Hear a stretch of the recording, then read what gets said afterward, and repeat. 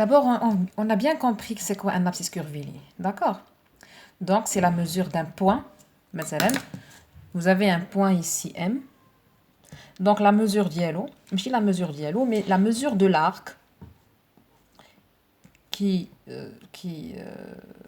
se débute de I et revient à M, l'arc il a la mesure pi demi. C'est-à-dire que M, il est marqué par un abscisse curviligne. C'est ce qu'on veut dire par un abscisse curviligne. D'accord? Je vous ai déjà donné une activité dans la leçon. Est-ce que cet abscisse curviligne, s'il existe, est-ce qu'il est unique? C'est-à-dire il existe de façon unique. C'est-à-dire, est-ce que ce point M a la valeur pi demi seulement? Est-ce qu'il n'a pas d'autres valeurs?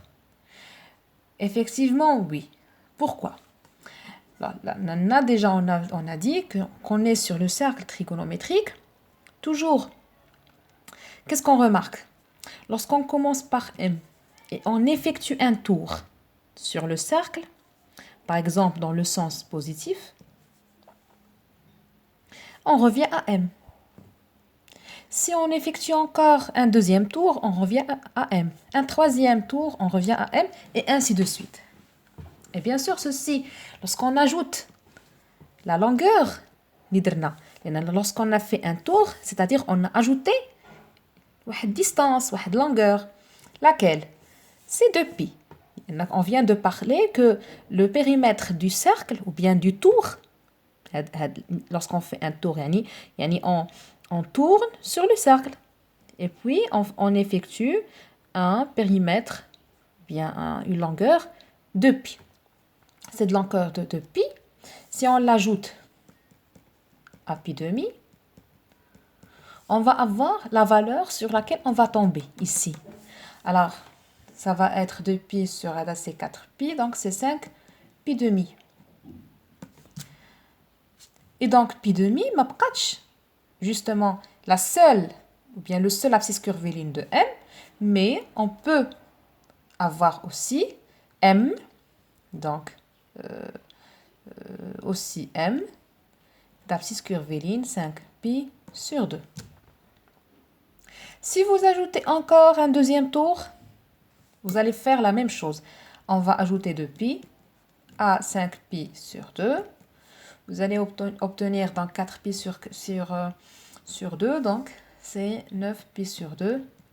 Et puis, c'est une troisième valeur de l'abscisse curviligne de M. Ça sera 9 pi sur 2. Et ainsi de suite. Tant que vous effectuez deux tours, tant que vous ajoutez des tours, tant que vous allez avoir, bien sûr, de nouvelles abscisses curvilignes, bien de nouvelles valeurs d'abscisse curviligne, mais en gardant toujours le même point M. Le M ne change pas, l'endroit, c'est-à-dire l'endroit de M, ne change pas. Ceci, justement, lorsqu'on est dans le sens positif.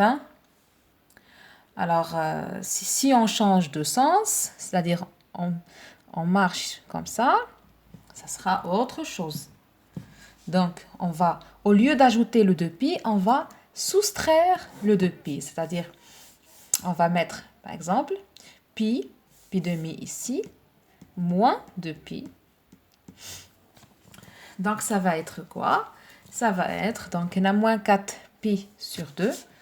J'ai comme pi sur 2, moins 4 pi sur 2. Donc, c'est moins 3 pi sur 2. Donc, on peut avoir même M d'abscisse curviligne moins 3 pi sur 2. Et donc, vous remarquez qu'on va avoir une infinité d'abscisses curvilignes tant qu'on ajoute des tours. Et bien sûr, dans le sens positif, soit dans le sens positif ou bien le sens négatif, on va avoir toujours une valeur et ça va plus s'arrêter. D'accord? Comme ça, on peut dire qu'il y a une infinité d'abscisses curvilignes. Mais, parmi ces abscisses curvilignes, il existe un qui est principal. Ici. D'accord? Il existe un seul qui est principal. C'est celui qui est compris entre moins pi et pi. D'accord? moins pi et pi, ou bien moins pi ouvert ici et pi fermé ici. Par exemple, pour le point M, vous avez un seul abscisse curviligne principal, c'est celui pi demi. Pourquoi? Car c'est le seul qui est compris entre moins pi et pi. Les autres sont des abscisses curvilignes normaux. D'accord? Alors, j'espère que vous avez bien voilà, assimilé cette partie de cours parce qu'elle est très très importante et sur laquelle on va se baser pour le reste du chapitre. Alors, merci pour votre suite. On se retrouve pour notre partie, Inch'Allah. Au revoir.